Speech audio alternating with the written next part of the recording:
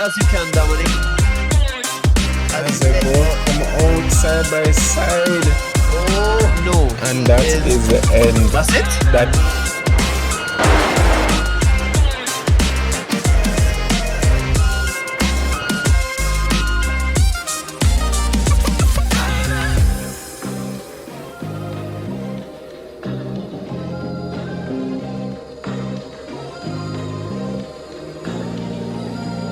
Estefano Barrera alongside him as we are getting going. The lights are out and we are off. Kurt Moss with a good getaway, Eaton with a good getaway, and cuts across immediately to cover off Jaden Harrison. And as we are going along through the first corner, and there's some contact there between Jaden Harrison and that looked to be Mitch and Wallace. Ouch. That was some heavy contact there between those two drivers. As we see the countdown on the server for the beginning of this race for the AM class, the M moves up a position. Alex Jarrett falling down the order. A bit of contact there between Ty Ventura and Roger Robinson, but he still manages to keep it going. Marlon Smith now moving up into second position, getting that position from Daville Park. Pablo Granadillo now in fourth position in class as they head through turns 5 and 6. A bit of carnage there, Kale, in that corner. On the grass. My goodness. But Roger Robinson makes an excellent getaway and now only has Marlon Smith and Daville Park for company. The top 4 seem to have gotten away and the field is already spreading. Sector, and Pablo will be waiting with arms wide open to snatch up a position as we see Mark Anthony Eaton here coming under pressure from Estefano Barrera. And some contact made there. That is where you can tell me that rubbing is racing. that was a rub. That wasn't the contact that we saw before. But these two drivers certainly going at it. And are they already catching drivers in the BMW class? This is the first instance of a car being lapped. And it looks like they will catch a gaggle of them within the next couple of laps there, Kale. And I know that the likes of Mark Anthony Eaton is going to be using the lap traffic to his advantage, holding off the charging Estefano and only allowing him to get close when they're in that gaggle of slower cars to try and use them as a blockage. But it doesn't seem like Estefano is going to be waiting for Mark to pull that trick out of the bag. They're side by side going into turn 2. Mark is still ahead of him, but Estefano is just searching for an opportunity. Mark leaves the space, and Estefano says, "Thank you very much," but Mark is still there and keeps him on the outside. No space for him to get around. Mark is making the back of that Lancer extremely wide, all the while allowing Kurt Moss to get away, still side by side coming into turn 7. Chad, Mark utilizing all the tricks in the book here. Still side by side going uphill. Chad. Oh my goodness. No, certainly Mark Anthony Eaton is giving us the defense that we're used to getting from him. I mean, he seems to want to claim that title of Minister of Defense. Whenever he gets into a battle like this one, he knows exactly how to position his car to keep the driver behind, taking slower and more compromised lines, which gives him the chance to keep his car ahead.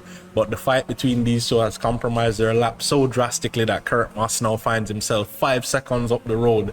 And whilst all the while these two are fighting, it will certainly play the drivers behind them back into contention. Stephen Pommels and Jaden Harrison will certainly be looking to see how they can get back into this fight if this goes on for much longer. And Jaden Harrison, who had fallen to the back of the grid in his class, now sitting in 5th position. He's wasting absolutely no time at all, closing in on Stephen Pommels now. You rightfully said, Chad, that this fighting here between 2nd and 3rd is only inviting 4th, 5th, and 6th into the mix, and Stephen Pommels seems to have missed a meeting with the... For them to display to their audiences. This is sim racing, ladies and gentlemen. Certainly. I think Estefano's going to go for a move, Chad. Yes, he is. And he does down the inside into turn 1. Does he make it stick though, or will they be side by side? I think He is ahead. Mark is going to try and get. I think Mark is going to try and make another move here. We will observe if he can find somewhere to put his car, but that move is now done, and Barrera clearly having a bit more pace than Mark Anthony Eaton, as he has been applying that pressure heavily throughout the last few laps. So maybe he will now start to stretch his legs to extend that gap to Mark Anthony Eaton after making that move stick finally. I mean, he is supposed to be breathing a sigh of relief at the moment, having gone through looking every which direction he could to try and make that pass, outside, inside, around the way, over the car, anything him could have try. But it took some doing, and Eaton there losing the car a little bit. Did he manage to save it? Yes, he did, but that is certainly going to cost him. Barely anything between these two. They are nip and tuck heading into turn 3, utilizing all of the exit there on the entry into turns 5 and 6. Yeah, Granadillo there not giving an inch, sticking to that rear bumper of Marlon Smith. Now side by side going up into turn 7. Chad, will Rahul try and capitalize on this movement here as they go up into the right-hander? Ooh, and there is some runoff there. Marlon just got it a bit wrong there, running a bit wide, and Pablo there taking the inside line, being conservative, allows Rahul Nasir to get 2 in 1. The My Canadian goodness. hanging back. It was the smart thing to do, and he will be he'll be happy with that move there, gaining 2 positions. Due to the lap traffic, however, Mark Anthony Let's see what's is quicker than anyone else on in his class at the moment, having taken that pit stop. So we will continue to observe as Barrera is trying to put that pressure on Kurt Moss. There's a bit of contact there. Absolutely. And these two drivers are going at it, and we will see if it's another fight like the one he had with Mark Anthony Eaton, where Kurt Moss is going to have to defend for down into the first corner as they come around the first kink. Estefano closer than he's been before. We may see contact again as they did in the last lap into the first corner. Estefano on the outside. They're positioning his car perfectly, but Estefano seems to be able to get a run as they come back now into turn 2. Estefano there trying to find a way past, but nothing doing. Kurt Moss making that car 15 feet wide, even wider than Mark's, as they head into turn 3 now. I'm lost for words at this stage of the game. This fight is rather intense for the top spot here in this, or round 1 of the Multiclass Championship, and nothing to separate them as Barrera ahead making a move around on the outside, and he looks to have gotten it done. A little bit of contact there made between these two drivers, and Kurt Moss seems to have yielded that position at that point, and maybe he thinks, I'll be the hunter instead of the hunted, and see how that works out. And it's one of his favorite tactics. I've heard him testify to it. Kurt Moss will be 10. He will be a second faster than the first in front of him, but stay right on that bumper to pressure them into making their own mistake. Kurt Moss is a wily racing character. He utilizes the mental done quite swiftly, I think, if given the pace difference between these two drivers. And so we will see where Mark decides to make this move, and he is looking outside at the moment, heading into and he gets pushed a little wide there, but I think that's respectful. These two drivers going side by side, both giving each other ample space as Mark does take it down the inside. The outside becomes the inside, Chad, and that's a beautiful overtake.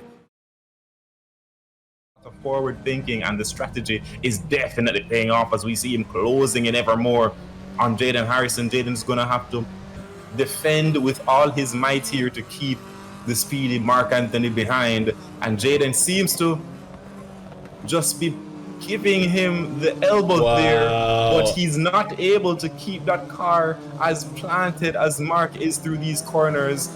Mark is absolutely applying the pressure, almost side by side there, going through turns 5 and 6. Jaden still ahead of Mark, coming up into turn 7.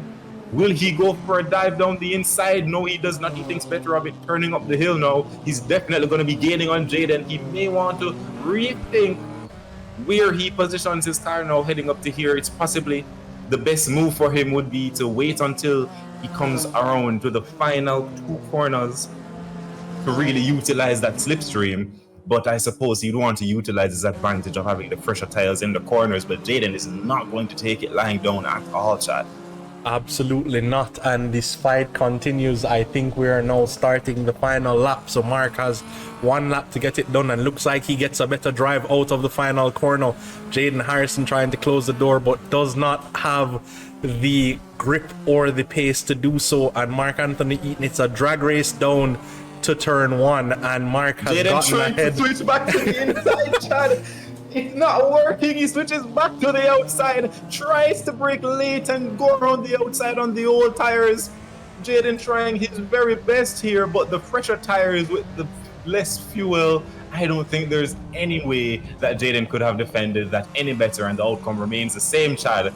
Mark Anthony, the strategy played off, and he is comfortably now, I believe, in 3rd position. He paid it off as Estefano Barrera crosses the line to take the victory here in round 1 of our Multiclass series. Kurt Moss will come home in 2nd, and Mark Anthony Eaton, having played the strategy very, very brilliantly here this afternoon, will come home to take 3rd. Let's not forget about the M2 class. Roger Robinson from the very start has been leading and crosses the line to take the win for his class. Rahul Nasir capitalizing on an incident with his fellow drivers, finishes in P2 as well. Rahul and Marlon Smith, who started in 5th, takes the 3rd spot. Pablo Granadillo had an incident there with Ruben Espinosa and fell down into 5th, but I think managed to get back that position there. It was really popping.